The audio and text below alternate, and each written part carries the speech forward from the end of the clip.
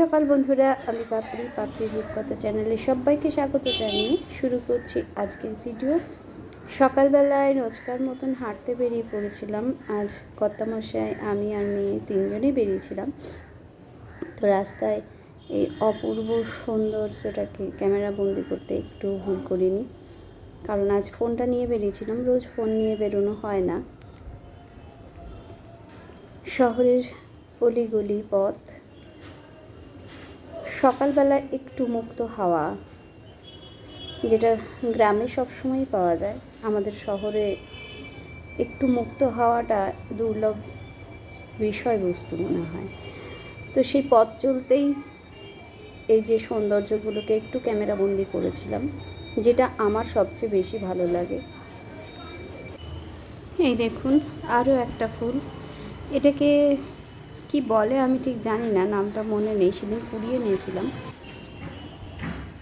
Morning walk সেরে নিচের সব গাছে জল দিয়ে চলে এসেছি ছাদে। সময় সেই 7:30। আজ আর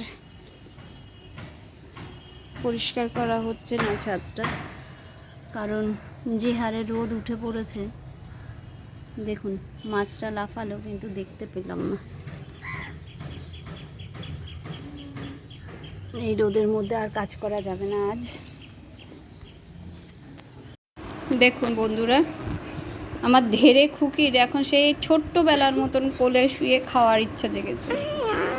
দেখুন, ধেড়ে খুকি এখন সেই ছোট খুকি হয়ে গেছে, মনে হচ্ছে 9 মাসের ছোট খুকি।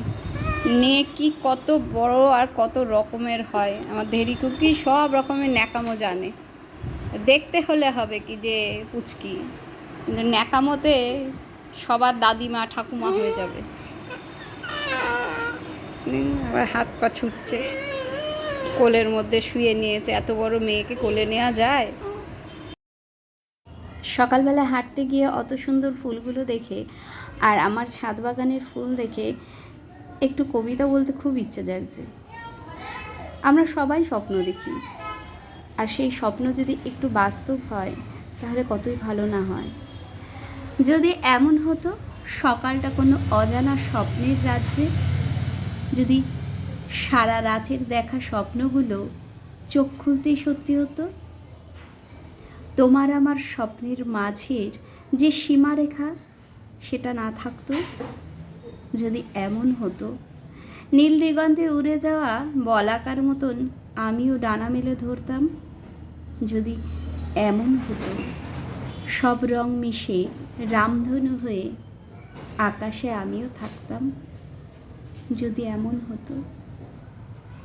সত্যি তাই, এখন চারপাশের পরিবেশটা এমন হয়েছে যে সবুজ দেখতে পাওয়া স্বপ্নের মতনই একটা। যেদিকেই তাকাচ্ছি বড় বড় বিল্ডিং, ছোট ছোট যেসব বাড়িগুলো ছিল সেগুলোও দেখছি ভেঙে বিল্ডিং তৈরি হয়ে যাচ্ছে।